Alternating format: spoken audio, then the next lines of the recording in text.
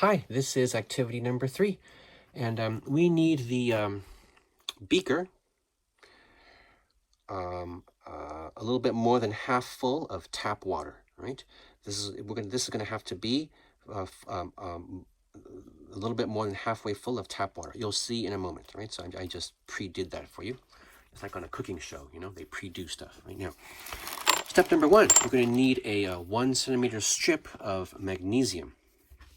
So the magnesium is this right here, magnesium metal ribbon.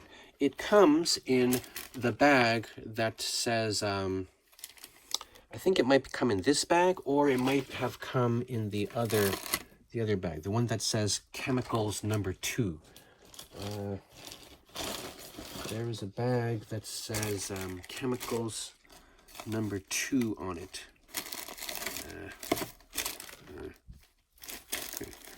Well, it was a bag about the same size as this bag, and it says Chemistry Chemicals Set 2. So you might find it in there, right? This is the magnesium ribbon. Let me show you how to get 1 centimeter strip off the magnesium ribbon. So you can use the ruler that you used last week, or you can just, if you know what 1 centimeter is, you can just get roughly 1 centimeter. You bend the magnesium ribbon a bit, and it will easily break for you there, okay? And then you want to keep this magnesium in the bag because it will corrode after a long time because of oxygen in the air. You'll see little black specks forming, tiny black specks forming over time. So you want to keep this in the bag, and you want to keep this away from kids because this is flammable, and it can be lit on fire. It burns slowly, but when it burns very hot, much hotter than the normal flame, and it burns very, very brightly. So looking at the magnesium flame directly will cause a blue spot to be in your vision for about an hour, or maybe more. Okay, so you want to keep that away from the kids. And this little piece, you want to put it in the 001 hole stopper, right? So you're going to find that stopper in this bag. This is the same bag where you found the mini spoon for activity 2 and where you found the rubber band for activity 1. And this is the stopper, right? Now, you want to take your magnesium ribbon. Oh, I have 2. I should put one away, right?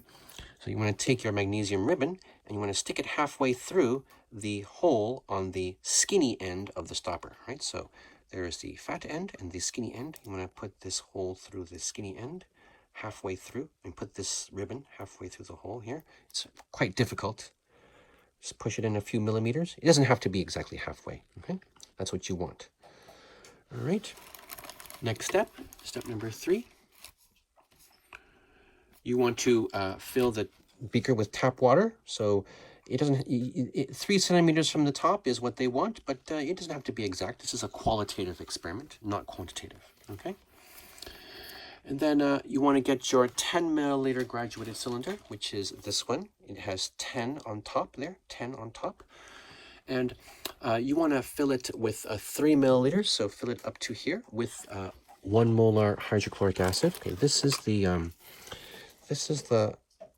1 molar 1M hydrochloric acid, right? So this comes in a bag with this napkin, okay? And the bag looks like this. This bag you will find in the bag that says Chemistry Chemicals 2, or Chemistry Chemicals Set 2. It comes in that bag, okay? And I think that might be the bag where you found the yeast, but I'm not sure, right? And then you got to be careful with this. I recommend that you wear the blue gloves here. And of course, any experiments that we do at East Los Angeles College, we always wear the safety goggles, okay? Now, you should wear the gloves because if there should happen to be a paper cut or some other skin damage that you happen to have and you didn't notice, if this acid at this concentration, 1 molar, touches that broken skin, it's going to hurt kind of a lot. It's not going to be bad for you. There's no permanent damage that's going to happen, but it's just going to be quite painful, I'm afraid. So please wear the gloves and use this napkin to clean up any spills that may have occurred on your property, your kitchen table or your computer. Now, this gets dropped into here. It goes one drop at a time. You can squeeze it hard if you want to get a lot of drops, but you want to go 3 milliliters, okay? And then you want to pour these 3 milliliters into the glass test tube. You see, this test tube has a blue label here. It's the glass test tube. It's not the plastic test tube. There are a lot of plastic test tubes. This is not that. This glass test tube comes extremely tightly wrapped in this green bubble wrap, right? This large test tube from activity number 2 is also glass, but it is not this one. This is the small glass test tube, okay? Now, just so you don't have to hold it all the time, you can keep it in the water because the glass will not float. Now, you're going to pour your 3 milliliters of hydrochloric acid into here, like this. Okay? Now, you do not use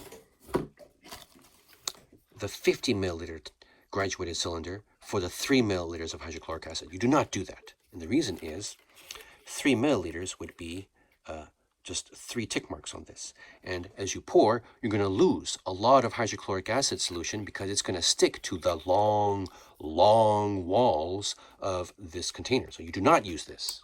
You use this, okay? And the acid is going to be at the bottom here. That's good, all right? And then you fill this, the 50 milliliter graduated cylinder, you fill this with purified water. It's good if you could use bottled water, but I don't drink bottled water because it's bad for the environment. And I drink this Brita purified water. It's not very purified, but it's purified enough, right? So I'm going to pour 50 milliliters of this, or roughly 50 milliliters, into this. It could be more. You could fill it up to the top if you want. It's okay. And we're going to use this dropper, this pipette. This is what they call the pipette. Get some purified water here, and we're going to carefully tilt the test tube and squirt very slowly down the wall.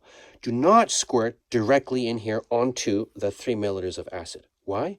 Because we do not want the acid and the water to mix a lot.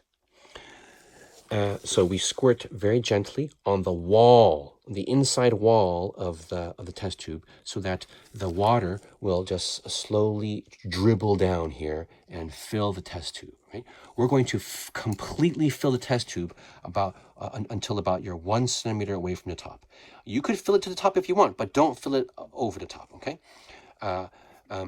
Do your best to just fill it about 1 centimeter away from the top, like that far to the top, right there, like blip blip blip blip blip blip blip blip blip, right there, right. So like a pinky's breadth away from the top. You need to have some space because after you fill this very gently with a pipette, slowly dribbling the water along the wall or along that wall or along that wall, not directly in, right. After you've done that, and that the water level is 1 centimeter from the top, you will get your stopper that you prepared in step number 2 and do this over the beaker because you might be overflowing some water, and you will be putting this in there pretty tightly, right? I hope you don't overflow any water, but it's okay if you do. And then you will be inverting this and putting it in the water. It's critical that the stopper be underwater. It has to be underwater, okay? All right, what's going to happen? Let me tell you what is going to happen. Right. This is what we want. I'm going to use this just to point, okay? You see the piece of magnesium there? Okay. The acid will be at the top. This whole thing will be full of purified water. The acid, being denser than the water, it's going to sink slowly. It may take a couple minutes. And then when the acid finally reaches this magnesium, maybe it won't take, if your water and acid mixed inadvertently, then maybe it won't take any time at all. But anyways, when the acid touches the magnesium, the chemical reaction will begin. Acid plus magnesium produces hydrogen gas and some salt of magnesium, some ionic compound of magnesium. So hydrogen gas will make bubbles. The bubbles will be going up, of course, up, and they'll go to the top of the test tube, and more bubbles, and the top of the test tube is going to be filling up with bubbles, and those bubbles are going to create, they're going to join together, and they will no longer be bubbles, they will just be air, gas, hydrogen gas. Pure hydrogen gas is going to collect at the top of this test tube. And as time goes by, you get more and more hydrogen gas. Water is going to be pushed out.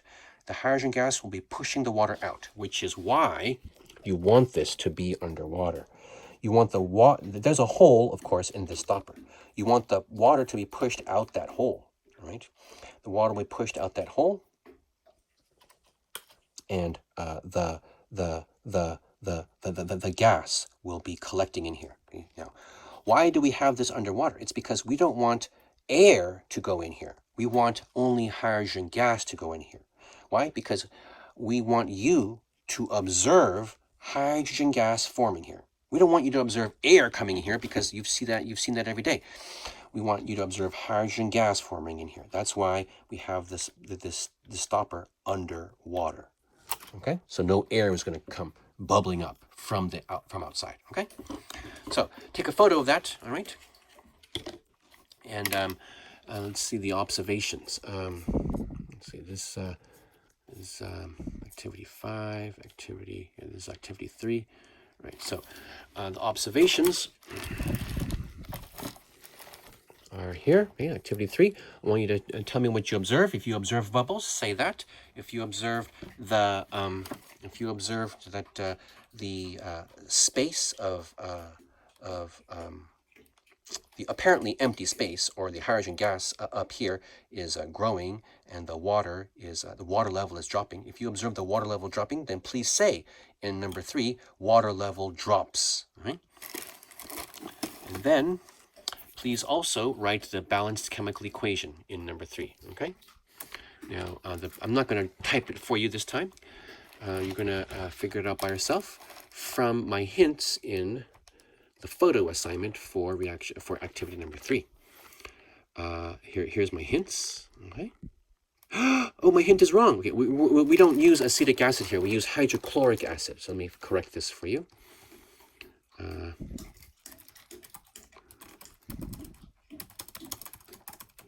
Okay.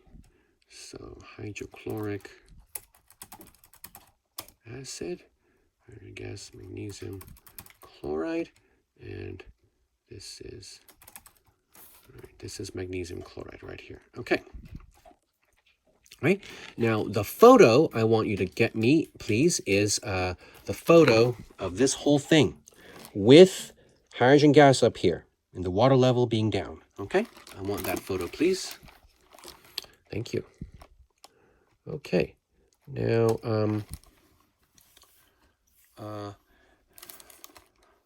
just want to remind you that this is not exactly safe, so you want to keep this away from the kids. Okay. The concentration here is the same concentration of hydrochloric acid that your stomach produces for digestion, but it's just outside of your stomach in this bottle, so it's not exactly safe. Okay, right. That's it for activity 3. Thank you.